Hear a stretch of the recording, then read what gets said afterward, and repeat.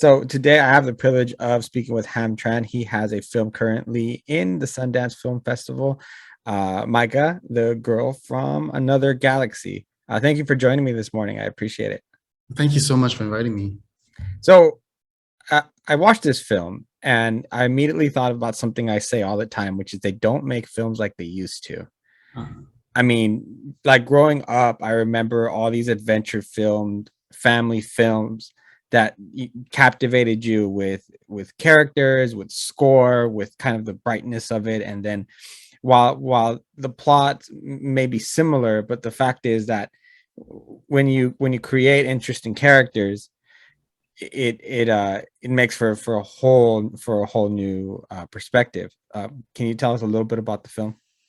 well, yeah, I mean, the original inspiration for the film was from a Czech TV series made in the Czech Republic in the 1970s. It's called The Girl Who Fell Out of the Blue Sky. And so uh, in the late 1980s and early 1990s, it found a following in Vietnam, right? And it was shown on TV, and every summer they would show the same. They only made one season. So every summer they would rerun it, right? And all the kids would just wait until the summer. They couldn't wait until the summer to see it, and started this whole phenomenon where parents were naming their kids Maika because of the TV show. And in the TV show they had the alien girl had this bowl cut, right? So kids were getting like a haircut, right? And you can still see vestiges of it now when you go to Saigon, and you'll see like random shops are just named Mike, and they have and they sell from clothing to food and everything like that. So it's completely not related, except for it was based on the fandom of the TV show back in that was created in the 1970s. And so the studio that I worked with, they were huge fans of the TV show as well. And so they wanted to write something for Vietnam and write something very similar. And so they've been working on the script for like 4 years, and they just couldn't find the director with the vision that could carry it. And then they gave it to me. And at the time I had just lost my mom, and me being the baby of the family, I'm the closest to my mom. And so it was a huge loss for me. And so when I read the outline and, read the description, where the whole film is about a little boy who's just lost his mother, and he's having a hard time overcoming his grief until he meets this alien girl who's lost, and he tries to help her find a way home, and she helps him restore everything that's wrong with his life, and they become the best of friends. Mm-hmm. So I was like, I know this kid, I can relate to this kid. And so I started workshopping the whole structure with the original writer who wrote the outline, and then I went off to just write my own script. But I tried to put as much of my own life in it as possible.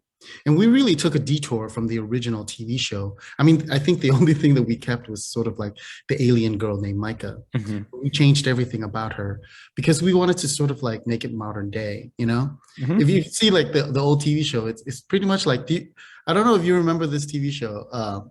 It's called the Small Wonders. It was about this little robot girl that this guy made in his lab, and he brought it home to his family.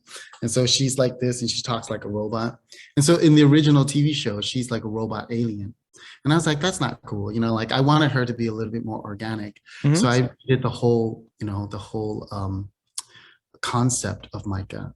And for me, the whole film is about heart. It's about, being in touch with your heart and being in touch with your feelings.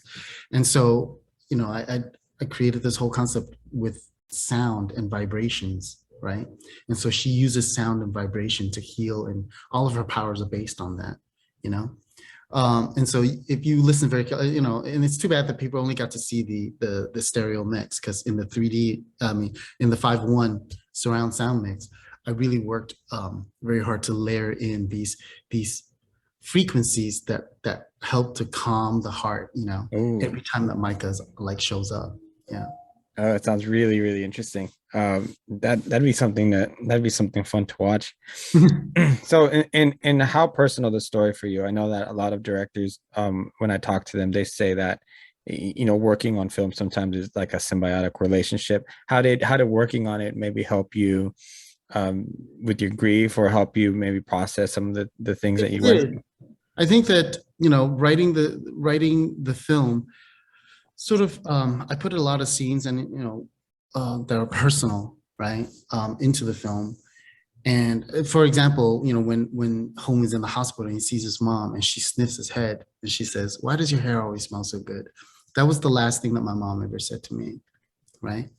And so I wanted to put these things in there because, as soon as I read the outline and as soon as I committed to doing the film, I wanted it to be a tribute to my mom.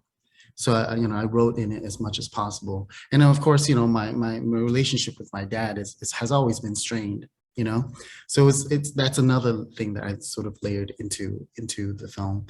And but most importantly, the message about um having her in my heart, and then she's never really gone. Because I felt Mhm. like, even though she passed away, she was always with me, guiding and even helping on this film. I actually felt like she brought this film to me. And so in that sense, like working on Maika actually helped me get over my grief as well, and just working every day with these kids who are just so wonderful, and their energy is so amazing, right? And they really bring themselves to the project, and I wanted as best as I could to let them relate to the script on their own terms and not really force them out. This is what you have to do. This is the way that the script calls for. And so I sort of always, with the lines and everything, I say, look, just this is the idea of the scene. You don't have to memorize the line exactly the way it's written. Just say it your way because you're a kid, Mm. you know?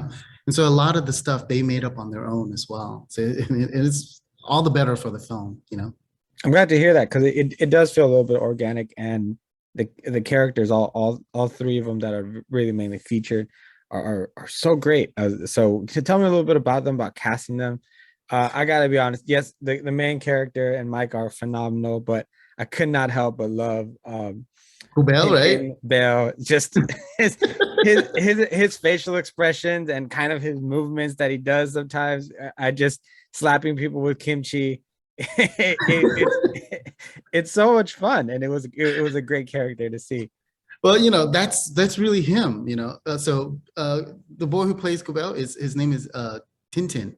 And Mhm. so if you actually go to YouTube and you search Okay. Vietnam and Tintin, but you have to search KU Tintin, because Gu is like a term of endearment for a little kid, little boy. So Gu Tintin, right? And so if you search that, you'll see his video clip, and he's been acting on stage since he was 4 years old. Oh wow. Right? And this kid's amazing. He sings, he raps, he even sings like Vietnamese folk opera, right? And so he's a lively one. So on this, and he was brought to us by our casting director, who was searching online for talents, right? And came across all of his videos. Well, there are two Tintins. There are actually two Tintins. Like one is like Betin, and the other one is Tintin. So they're very similar, but they're very distinct. And so when we saw his clips, we're like, he's amazing. And when we called him in, he was perfect, right? The only thing was that, since he's a stage actor, he shouts everything. He shouts everything so the people in the last row can hear. And so I'm constantly on set going, "That's great, that's great. Now a little less, like bring it down, right?" Um, and Maika was also brought to us for our casting director, and she was from Hanoi, right? And we had to rely. We were casting in Saigon. We just didn't have the money to fly up there to cast her, and so we had asked somebody in Hanoi to go over to meet her and then film her just to read the lines for a scene. And when we saw the clip, we were like, "Oh my God, she's perfect," because her eyes were half of her face, right? She looked like an anime character just right off the bat. But our casting director, he was nervous because he was like, "Oh, but she's reading the lines so stiff. She's reading it like she's reading lines from a paper. And I'm like, "That's okay. We can work on that. She's a robot. No, no, Yeah, she's an an alien. alien. She's an alien. She's not used to the Vietnamese language yet."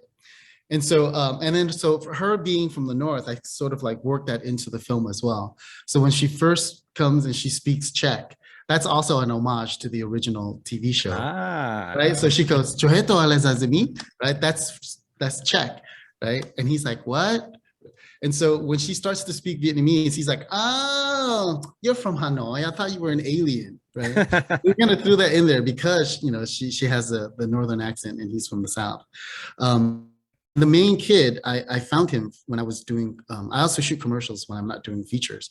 So I was shooting a commercial for Lucerna. It's a milk for the elderly, and so we were doing this documentary style. I was interviewing his mom and his grandmother, and he just had this little bit part where he's supposed to run in and give his grandmother the milk. But I noticed that when it wasn't his turn to do his shot yet, he's just off in his own little corner, and he was so well behaved. He wasn't like the other kids who were just, "Oh, we want to go home. Why are we here?" And so I was like, he's interesting. I think I want to try him out. But while we were shooting that Glucerna spot, we were given another spot by the agency. They really liked what I was doing. So they gave me a job for Ensure. And that was a story about a little 7-year-old boy and his grandfather. So I was like, perfect. I'm going to try to cast him. Because this is a short film. This would be a good opportunity to see how he does with longer form, right? And on the first day of shooting, this was the nail in the coffin. This sealed the deal, right? The first scene were 4 kids in the park, and they're supposed to be flying a kite. So it's him and three other kids. So we bring the kids to this little hill, right? And then they sit down and like, hold on, we're gonna set up for the shot. And not more than 5 minutes has gone by, and the other kids are like, "Oh my God, it's so hot. Like, can we shoot? Can we go back? Can we go play?" Right? And Fu, our boy, he turns to them, he goes, "Quiet! We are not here to play. We are here to work. You have to work to make money and then you can play," right? And I was like, oh my, who talks like that? What 7-year-old talks like that, right? So I was like, I gotta get this kid from Maika, you know? And so that's how we got the 3 kids. Sorry, but the sun is really bright on my face. It's casting this weird shadow. oh no. So anyways, so that's how we got the kids for the film. Yeah, they were wonderful. I quite enjoyed their it's so easy to fall for them, and yeah, you're absolutely right. When it comes to seeing Maika, and then yeah, her eyes are just very captivating, and very she does a wonderful job. I think your guys' casting was spot on. Yeah, and most people can say that we had so many troubles. Oh, it's too bad that you guys, we had to delay the shoot so many times because of COVID. We actually had to postpone the shoot 3 times. Oh, we had to move locations 4 times and then just redo all of our scouting and redo all of our sets. Oof. 4 different times because of COVID. But I think that because the shoot went on for so long, they grew closer to each other. So they actually helped their on-screen chemistry. So that tent scene where they first meet, that's actually one of the last scenes of the entire shoot. So by then, they already figured out each other's chemistry. They already got along well with each other. So that was real. You could feel it, right? You could feel like, oh man, these 2 kids are amazing in the scene. And that's because they've been doing it for so long, Yeah. Yeah, it's done really, really well. And yeah, you're right. Their chemistry is amazing. I want to spend some time and talk about your opening sequence. And I know that it starts on a little bit of a somber note. And then we move into kind of this airplane duel with the drone. And I couldn't help but I was like, man, with this opening alone, you have just an awesome score. This back-to-back battle. Your shots are great. Your lighting is very, very bright. It just really sets a tone for the rest of the film. And I thought it was wonderful. Can you talk a little bit about planning that and executing it and then seeing that final product? Yeah, no, that was the hardest part for everybody, right? Even in the post process, because we shot that on so many different cameras. There was a drone cam, a fly cam, and a racer cam, and they all have different. They shoot at different quality levels, right? It's not 4K, it's not 2K. Sometimes it's just like HD, and so trying to balance it all. And actually, when we were shooting it, we didn't actually have the plane. The plane was actually drawn on later. So it was the idea of like, knowing where to go and then trying to imagine where the plane's going to go, right? And the shot would last like about a whole minute. Like they would just fly around for a whole minute. And then when I was editing it, I had only used like 1 second or, 15 frames of the shot. And that's sort of, it was really hard for my editor to figure it out. And so in the end, I had to re-edit the whole thing because he didn't know what to use, And so that was really hard. And you should see the rough cut. It's really funny because I did everything. I did all the previs for it. So the VFX team built a 3D model of the plane, and I would go and open up the 3D model and I would do a screen capture, and I would sort of like, maneuver the plane this way and that way, and and then I bring it into Final Cut and I'm animating it in the edit. And so that was really challenging to get it all together. But I think I always knew though that if this film is going to capture the audience's attention, we just have to nail this opening scene. Mm-hmm. Right? We have to nail this opening scene from the beginning all the way into the end of the stairwell sequence. And so that was the most important thing. And so having said that, my composer, he's so awesome. Like I actually started my film career with him. Right? Oh, We did a short that was called The Anniversary, which was shortlisted for the Academy Awards in 2004.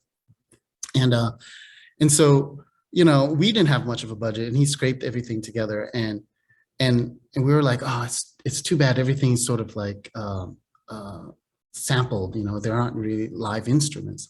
And he goes, hold on, let me pull some favors, And so, he had worked on so many other Vietnamese films, and he was working with this orchestra in Bulgaria, which I really want to thank. They're called 309, by the way. They're amazing. So he was able to pull together a 28-piece orchestra at the last minute, right?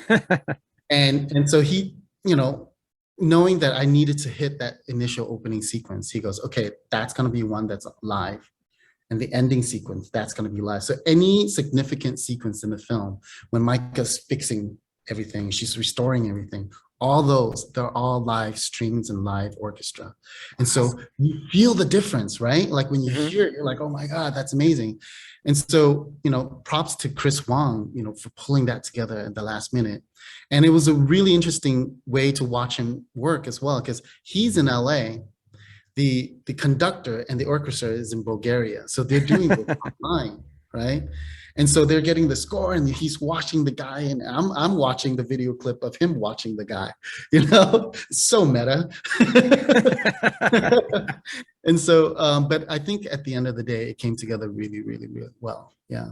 Absolutely. So being that you had to reset up and you do it 4 times, and I mean, now you're able to get a live orchestra, what kind of strain did that put on your budget? Because I mean, you also have quite a bit of VFX to do in the film, from Maika to now. I didn't for the plane and everything in between. Well, the plane, I have to give a shout out to my friend at a place called Ciclo, and they do amazing VFX, And so handing it over to him was such a relief because he's very imaginative and he's also very playful. And so I originally handed it off to another company, and they tried doing it twice, and they were just giving me exactly what I had done. And I would go, hey guys, I'm not a VFX guy, but if you're making it exactly like I did it, how I did it, like Yeah. that's not good enough, right? So finally I called up my friend Viet, and he said, I'm just free enough to do just those shots, so I'll help you with the drone. And so he came back, and he was doing all sorts of creative things. He was doing loops and this and that, and just keeping it so dynamic. And so, of course, yeah, we did go over budget. We did go over budget by quite a little bit. And it's all because of COVID as well, because Right. like being pushed back and extending. So every time we're extending, we're having to rebuild. So we're losing so much of that budget. It did get to a point where the studio was like, what's going on, Ham? This has never happened we've done 3 films together. This has never happened before. And I go, yeah, but we've never done a film like this before. This film is super ambitious, And I think that, it's the whole genre of a sci-fi family film is still so new to Vietnam. We haven't had that before. I think we've only had one other sci-fi film in Vietnam, and the reason it was called a sci-fi film was because it was set in the future, you Oh. know, right? And but it was still about the Vietnamese floodings. You know, it was about somebody trying to develop technology to grow things, you know, from the water. But it wasn't like about aliens or anything like that, right? And so this is the first film that's truly sci-fi about aliens, and so and then working with kids, because you know what, when they don't want to work together, they don't want to work together, you know. Yeah. And sometimes, you know, like when we go on the breaks because of the uh, of COVID, you know, when we come back, they're not driving anymore. So I have to take them out, and then basically we have to stop production and then let them go play. Right. Right. We have like a little, we have a ball and they go kick the ball around, and then they play and they get to know each other, you know. And so, and then here's one thing, never underestimate the value of bubble tea. All right. We got them to like, you know, really be focused and be ready in the scene, because we were like, okay, when we're the scene, everybody gets bubble tea. They're like, all right, let's do this scene, you know. Nice. That's great. You found a nice little secret weapon there to be able to get them to work together. Um, one thing that I find that sometimes for kids in, I'm talking, I guess in the States now, because I think it's a film that everyone should be able to enjoy and can enjoy, but sometimes um I grew up watching sub films with my dad because he was very, very much about international films and indie films. I'm not sure how much that translates to a general public though. Is there plans to maybe do a dub version for the United States? Yeah, I mean, we were talking to some distribution companies, and they're like, "Are you know, would you be open to doing an English dub?" And I said, "Yes, absolutely," because I do feel like this film, and it's you know, it's by design. We wanted to do a film that can go out to the global audience. You know, I didn't want to make a film that's just for the Vietnamese local market. You know, and then that's why my colleagues and I, we formed this company called East Films, because it was about bridging the gap between the Vietnamese film industry and the global film, you know, cinematic audience community, right? I think prior to this is the first Vietnamese produced feature film to be accepted into Sundance, right? Nice. Congratulations.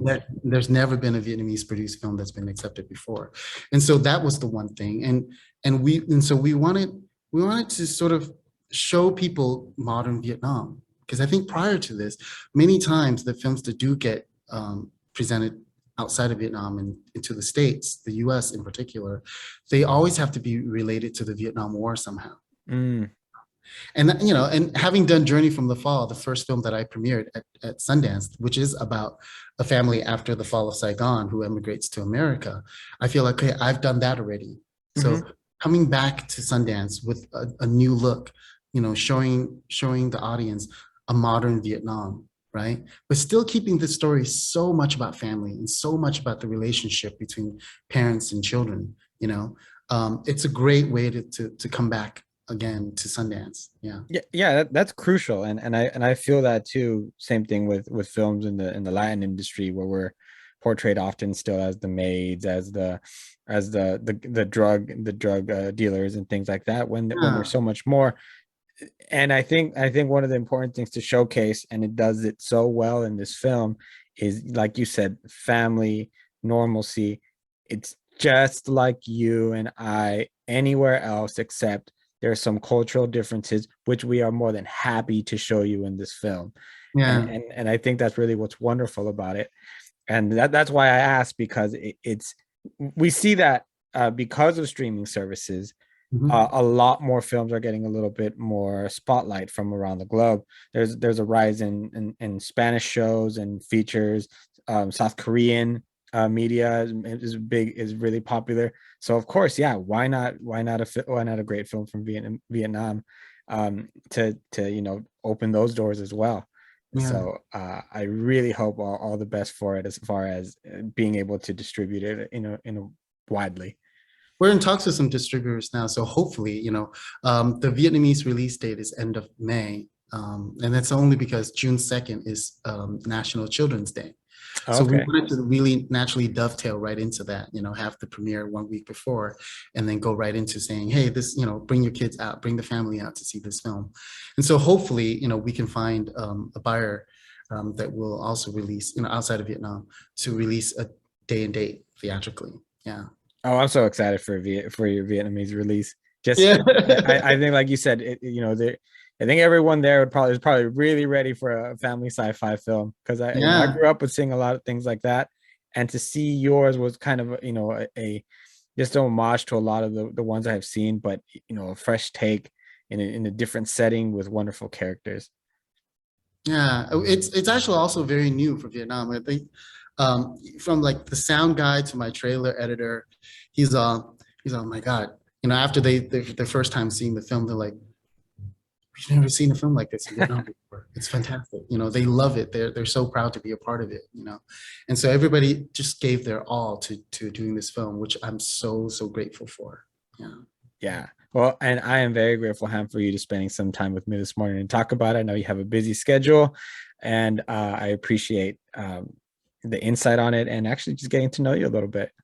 Thanks so much, Emmanuel. And thank you. Yeah, and then hopefully I get to talk to you again when we find the release date, for the US. Yeah, you took the words right out of my mouth. I said I hope to talk to you soon down the line. I'd love to know how the Vietnamese premiere went, and then the future plans for it, and then also I can't wait to see these kids on screen again.